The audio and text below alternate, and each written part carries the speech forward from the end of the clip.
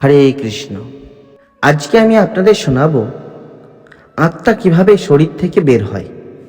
চলুন তাহলে শুরু করা যাক। আমার কথাগুলো অবশ্যই শেষ পর্যন্ত মন দিয়ে শুনবেন এবং ভালো লাগলে লাইক, শেয়ার এবং সাবস্ক্রাইব করতে ভুলবেন না। চলুন, আত্মা কিভাবে শরীর থেকে বের হয়। দাহ করার পর আত্মার কি হয়, সৎকার কেন করা হয়,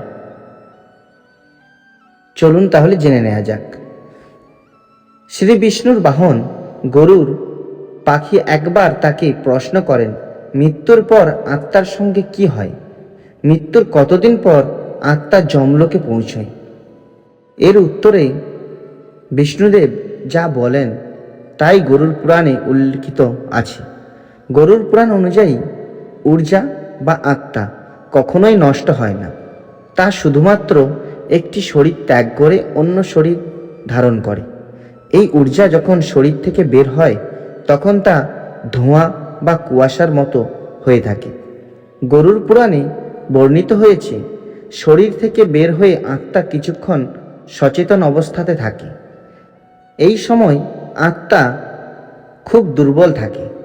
কিছুক্ষণ পর যখন সে তার চেতনা ফিরে পায় তখন নিজের পরিবারের লোকজনদের ডাকতে থাকে, কিন্তু তার আওয়াজ কেউ শুনতে পায় না। ফলে আত্মাটির খুবই কষ্ট পায়। এই সময় যমলোক থেকে দুজন যমদূত আসে ওই আত্মাকে যমলোকে নিয়ে যাওয়ার জন্য। সেই আত্মা যখন পুনরায় নিজ শরীরে প্রবেশ করতে চাইলে যমদূতেরা তাকে শরীরে প্রবেশ করতে বাধা দেয়। ফলে আত্মা এই মৃত্যুলোক ছেড়ে যমলোকে যায়। গরুর পুরাণ অনুসারে মৃত্যুর পরই আত্মাকে যমদূতেরা যমলোকে নিয়ে গিয়ে সারা জীবনে সে কি করেছে তা তাকে দেখায়। সেখানেই তার পাপ পুণ্যের হিসেব করা হয়। কিন্তু তখনও আত্মা তার পরিবারের মায়া থেকে সম্পূর্ণ মুক্ত হতে পারে না বলে 24 ঘন্টা পর তাকে আবার সেখানে ফিরিয়ে আনা হয়। এরপর 13 দিন সেই বিদেহী আত্মা সেখানে ঘোরাফেরা করেন এবং নিজের কাছের মানুষদের ডাকতে থাকেন, কিন্তু দেহ না থাকায় তার আওয়াজ কেউ শুনতে পায় না। তার শরীরটি দাহ করা হয়ে যায় বলে সে সেটিতে প্রবেশ করতেও পারে না। এরপর সে আত্মার ইহজগতের টান ক্রমশ দুর্বল হতে থাকে। তখন তিনি পায়ে হেঁটে যমলোকের উদ্দেশ্যে রওনা হন। যমলোকে পৌঁছাতে সময় লাগে 1 বছর। পিণ্ডদানের সময় যে খাদ্য তাকে উৎসর্গ করা হয়, এই খাদ্যই তাকে যমলোকে পৌঁছানোর শক্তি প্রদান করে। কিন্তু যার পিণ্ডদান হয় না তাকে যমদূতেরা টেনে হিঁচড়ে যমলোকে নিয়ে যায়, যার জন্য তার প্রচণ্ড কষ্ট হয়। মানব জীবনে শেষ যজ্ঞ হল অন্ত্যেষ্টিক্রিয়া। শান্তমতে সূর্যাস্তের পর কখনো অন্ত্যেষ্টি করা হয় না। এর কারণ হিসেবে মনে করা হয় রাত্রিবেলা স্বর্গের দ্বার বন্ধ হয়ে যায় এবং নরকের দ্বার খুলে যায়। তাই রাত্রে মৃতদেহ দাহ করা হলে সেই ব্যক্তির আত্মা নরকে স্থান পাবে। এই কারণে সূর্যাস্তের পর কোনো ব্যক্তির মৃত্যু হলে তার মৃতদেহ বাড়িতেই রাখতে হয়। তখন মৃতদেহের পাশে কাউকে না কাউকে উপস্থিত থাকতে হয়। গরুর পুরাণ অনুযায়ী মৃতদেহ একা ফেলে রাখলে তাতে অশুভ আত্মা প্রবেশ করতে পারে। এতে সেই পরিবারের ক্ষতি হওয়ার সম্ভাবনা থাকে। তাই অন্ত্যেষ্টিক্রিয়া না হওয়া পর্যন্ত মৃতদেহ একা রাখতে নেই। মৃতদেহ একা পড়ে থাকলে তাতে যদি পচন ধরতে শুরু করে মানুষ তা উপলব্ধি করতে পারবে না। এছাড়াও মৃতদেহ অসুরক্ষিত অবস্থায় থাকলে তাতে পিঁপড়ে, পোকামাকড় বা অন্য কোনো জন্তু আক্রমণ করতে পারে। তাই মৃতদেহ একা ফেলে রাখতে নেই। কোনো ব্যক্তি পঞ্চক সময়কাল মারা গেলে সেই মৃত্যুকে পঞ্চক মৃত্যু বলা হয়। শাস্ত্রমতে মনে করা হয় কোনো ব্যক্তির পঞ্চক মৃত্যু হলে 2 বছরের মধ্যে তার পরিবারের 5 জন সদস্যের মৃত্যু ঘটবে।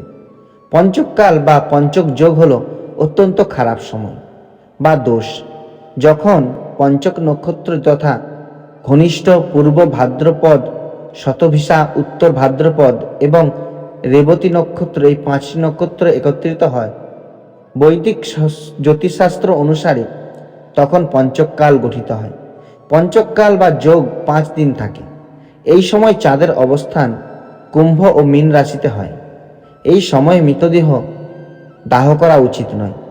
তবে মৃতদেহ যদি সৎকার না করে ফেলে রাখা হয় তাহলে তা পরিবেশন দূষণ ঘটায়। এই জন্য মৃতদেহ তাড়াতাড়ি সৎকার করে ফেলা উচিত। আবার অনেকের ছোঁয়াচে রোগে মৃত্যু ঘটে। মৃতদেহ দাহ করা হলে সেই সব রোগ জীবাণু আগুনে ধ্বংস হয়ে যায়। প্রাচীন দর্শন অনুযায়ী সমগ্র বিশ্ব তথা মানবদেহ 5টি ভূত বা উপাদান দ্বারা তৈরি। একে পঞ্চভূত বলা হয়। ক্ষিতি অর্থাৎ মাটি, অপ অর্থাৎ জল, তেজ বা আগুন, মরুত বা বাতাস, বোম বা আকাশ হলো এই পঞ্চভূত। সব দাহ করার মাধ্যমে দেহকে এই 5টি উপাদানেই বিলীন করে দেওয়া হয়। মৃত্যুর পর আত্মাকে যমদূতেরা যমলোকে নিয়ে যায়। এই যমলোকে পৌঁছানোর জন্য বৈতরণী নদী পার করতে হয়। গরুড় পুরাণ অনুসারে যমলোক থেকে 86,000 যোজন দূরে বৈতরণী নদী প্রবাহিত হয়। তবে এই নদীতে জলের বদলে আছে রক্ত, পুঁজ, ভয়ঙ্কর জীবজন্তু, কুমির ও শকুন। জীবদ্দশায় যে সকল ব্যক্তি খারাপ কাজ করে, যারা কোনোদিন অসহায়কে সাহায্য করেনি, মানুষের অমঙ্গল করেন, মৃত্যুর পর বৈতরণী পেরোতে তাদের যন্ত্রণা ভোগ করতে হয়। পাপী আত্মাকে দেখে বৈতরণী নদী টগবগ করে ফুটতে শুরু করে। কিন্তু পুণ্যবান আত্মাকে যমদূতেরা সামান্য মূল্যের বিনিময়ে নৌকায় বসিয়ে বৈতরণী নদী পার করায়। পুণ্যাত্মা বৈতরণী পেরোনোর সময় এই নদী শীতল হয়ে যায়। যে ব্যক্তি তার জীবদ্দশায় ধর্মের পথ অনুসরণ করেন, অসহায় ও দরিদ্রের সাহায্য করেন, তারা সহজেই বৈতরণী নদী পার হয়ে যান। মনে করা হয় কালো গরুর লেজ ধরে এই নদী পার করতে হয়। এই জন্য অনেকে শ্রাদ্ধে কালো গরু দান করেন। বৈতরণী নদী পার করার পর যমলোক যাওয়ার জন্য 3টি পথ বা মার্গ থাকে। আত্মা কোন মার্গে যমলোকে পৌঁছবে তার নির্ভর করে জীবদ্দশায় মানুষ কি কর্ম তার ওপর। এই 3টি মার্গ হলো আর্চি মার্গ, ধূম মার্গ এবং উৎপত্তি মার্গ, বিনাশ মার্গ। আর্চি মার্গ হলো ব্রহ্মলোক এবং দেবলোকের যাত্রার মার্গ। ধূম মার্গ পিতৃলোকের যাত্রার মার্গ এবং উৎপত্তি বা বিনাশ মার্গ হলো আত্মার ওপর নরক যাত্রার মার্গ। তবে এই 3টি মার্গে সকল আত্মাকেই কিছুকাল বসবাস করতে হয়। যে সমস্ত ব্যক্তি ভালো কাজ করেছেন তারা স্বর্গে যান। পাপী লোকদের নরকে পাপের শাস্তি ভোগ করতে হয়। এরপর আবার মৃত্যুলোকে অর্থাৎ পৃথিবীতে তাদের কর্ম অনুসারে ভিন্ন যোনিতে জন্ম গ্রহণ করতে হয়। মোট 84 লক্ষ যোনিতে আত্মাকে জন্ম নিতে হয়। 80 লক্ষ বার বিভিন্ন যোনিতে জন্মানোর পরে অবশেষে আত্মা মনুষ্যরূপে জন্মগ্রহণ করে। এর মধ্যে 20 লক্ষ বার জন্ম হয় বৃক্ষ যোনিতে। এই জন্মে রোদ, ঝড়, বৃষ্টিতে তাকে নানা রকম কষ্ট সহ্য করতে হয়।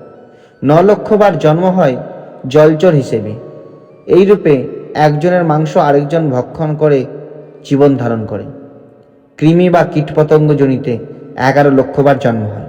10 লক্ষ বার পাখি রূপে এবং পশুজনিতে জন্ম হয় 30 লক্ষ বার। তারপর মানব রূপে জন্ম 4 লক্ষ বার।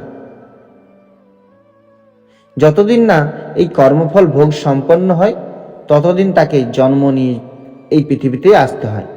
কর্মফল ভোগ শেষ হলে সে মোক্ষ লাভ করে। ধন্যবাদ। আজ এই পর্যন্তই।